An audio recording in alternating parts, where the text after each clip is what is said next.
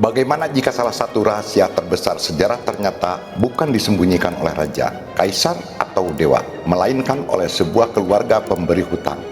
Medici bukan kisah sukses bisnis biasa. Medici adalah blueprint kekuasaan yang masih digunakan hingga hari ini.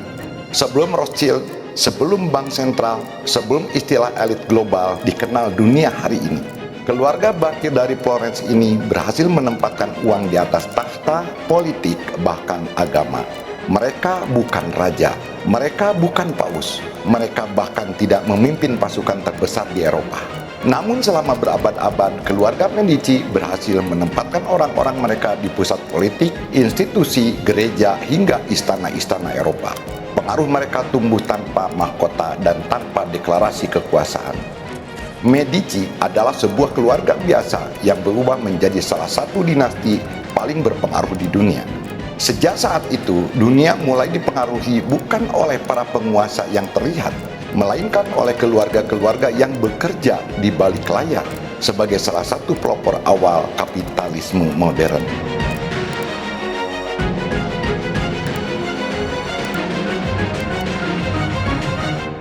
Setelah sebelumnya kita berbicara keterkaitan ksatria Templar sebagai akar lahirnya konsep elit global modern, hari ini kita akan berlanjut membahas sebuah dinasti atau keluarga bankir yang dianggap sebagai keberlanjutan Templar setelah pembubaran resminya.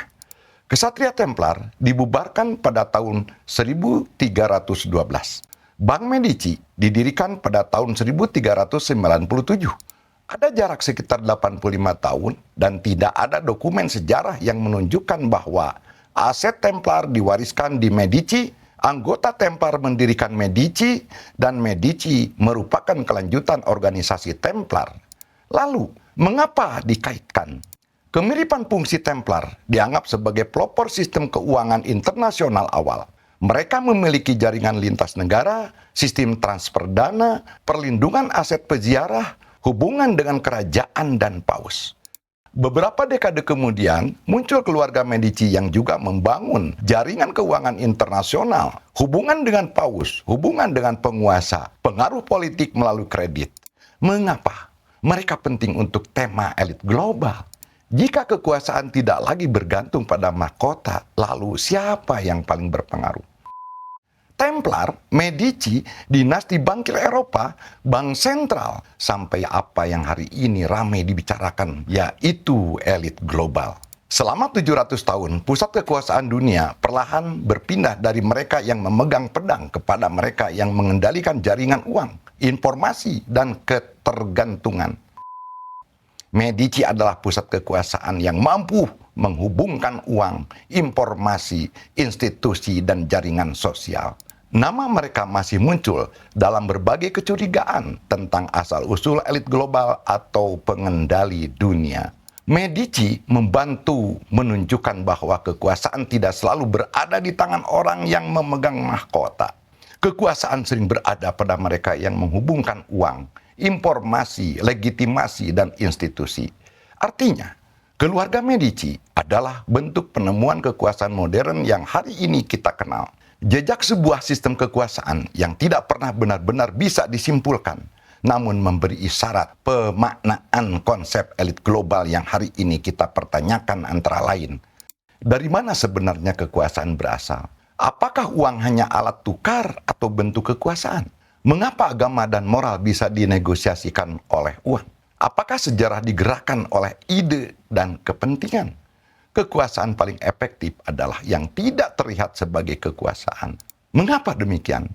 Karena fakta hari ini menunjukkan bahwa kekuasaan tidak selalu lahir dari senjata, tetapi dari hutang. Politik selalu mengikuti realitas ekonomi. Agama dan moral pun akan berinteraksi dengan kepentingan material. Kekuasaan yang bertahan lama dipengaruhi jaringan, bukan sekedar kekayaan.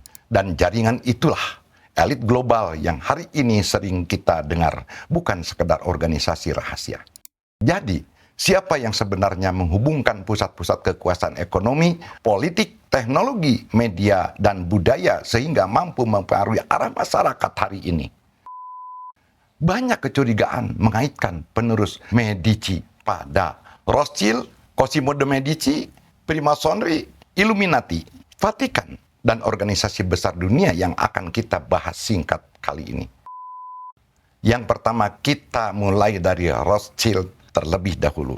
Alasannya sederhana. Keduanya merupakan keluarga bangkit yang memperoleh pengaruh politik lintas negara. Memang, tidak ada bukti secara historis bahwa Rothschild merupakan kelanjutan langsung Medici. Namun, kemiripan fungsi sebagai dinasti keuangannya lah yang menempatkan keluarga ini menjadi sebuah kecurigaan. Yang kedua, keluarga-keluarga bangsawan Eropa seperti Cosimo de Medici dan keturunannya yang menikah dengan berbagai keluarga kerajaan. Hubungan pernikahan elit ditafsirkan sebagai jaringan kekuasaan yang dijaga dan dirawat keberlanjutannya hingga hari ini.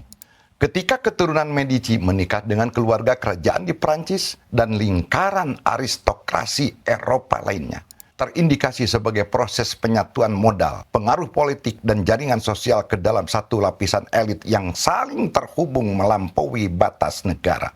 Inilah awal terbentuknya kelas penguasa yang tidak bergantung pada satu kerajaan tertentu, melainkan pada hubungan antar dinasti yang mampu bertahan melewati pergantian raja, perang, dan perubahan rezim. Yang ketiga adalah Freemasonry. Beberapa penulis konspirasi menghubungkan Renaissance Florence, Medici, dan perkembangan pemikiran esoterik dengan Freemasonry. Hubungan langsungnya sering dibangun melalui simbolisme serta dugaan pengaruh intelektual. Medici dianggap sebagai lahirnya elit intelektual modern. Mengapa? Karena sebelum Renaissance, legitimasi utama berasal dari gereja, bangsawan, militer. Setelah Renaissance, muncul kelompok baru, bankir, sarjana, diplomat, ilmuwan, dan patron seni. Medici berada tepat di tengah perubahan tersebut.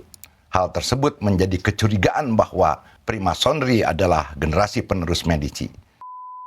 Lalu yang keempat, yaitu Illuminati. Dalam versi yang lebih populer, Medici dianggap salah satu mata rantai awal menuju jaringan elit yang kemudian diasosiasikan dengan Illuminati. Secara kronologis, terdapat jarak lebih dari 3 abad antara Bank Medici dan Illuminati Bavaria. Medici diasosiasikan dengan lahirnya jaringan pengaruh yang menghubungkan uang, politik, agama, dan patronase ilmu pengetahuan pada era Renaissance. Sementara Illuminati dipandang sebagai simbol munculnya elit intelektual yang berupaya mempengaruhi masyarakat melalui gagasan, pendidikan, dan reformasi sosial. Karena itulah, Medici kerap digambarkan sebagai bab awal dan Illuminati sebagai bab berikutnya dalam kisah panjang tentang transformasi kekuasaan dari dominasi fisik menuju dominasi ide. Yang kelima adalah Vatikan. Ini salah satu hubungan yang memiliki dasar sejarah yang paling nyata. Medici memang memiliki hubungan finansial dan politik yang erat dengan gereja Katolik.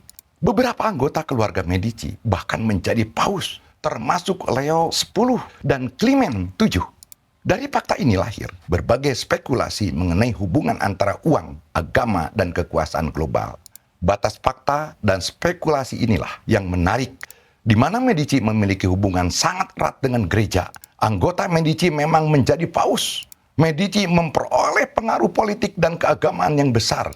Sementara spekulasi yang beredar, Vatikan menjadi penerus rahasia Medici. Ada garis kendali yang terus berlanjut selama ratusan tahun. Medici mengendalikan Vatikan dari balik layar lintas generasi. Yang terakhir adalah kelompok yang hari ini sering disebut sebagai elit global. Dalam narasi modern, nama-nama seperti World Economic Forum, Bank Sentral, perusahaan investasi global, dan dinasti keuangan besar yang ditempatkan sebagai pewaris sistem Medici. Alasannya sederhana. Mereka dipandang mewakili pola kekuasaan yang serupa, tidak memerintah sebagai kerajaan, tidak memimpin pasukan, tetapi memiliki kemampuan mempengaruhi keputusan politik, arah ekonomi, dan kebijakan yang berdampak pada jutaan orang melalui jaringan keuangan, informasi, dan hubungan institusional. Kesamaannya bukan pada garis keturunan atau organisasi yang sama, melainkan pada mekanisme pengaruhnya, yakni kemampuan berada di persimpangan antara modal, pengambil keputusan, dan arus informasi strategis.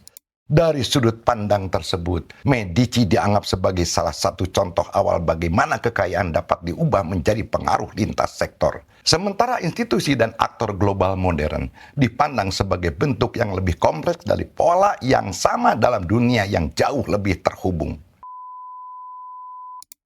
Medici berkembang melalui asosiasi, jaringan keluarga, perbankan, dan kekuasaan. Inilah alasan mengapa dalam banyak narasi elit global, Medici sering dianggap penting. Bukan sekedar siapa yang mengendalikan dunia, bukan sekedar keluarga mana yang berkuasa, bukan sekedar organisasi apa yang berada di balik layar. Jika mereka benar leluhur semua elit modern, bagaimana jika warisan terbesar itu bukan uangnya, bukan keluarganya, bukan banknya? Bagaimana jika warisan terbesar Medici adalah penemuan bahwa kekuasaan paling efektif terjadi ketika masyarakat tidak lagi melihat uang sebagai kekuasaan? Medici tidak mengubah uang menjadi kekuasaan. Banyak orang kaya bisa melakukan itu. Medici mengubah uang menjadi sistem, dan ketika kekuasaan sudah berubah menjadi sistem, orang tidak lagi melihat siapa yang membangunnya.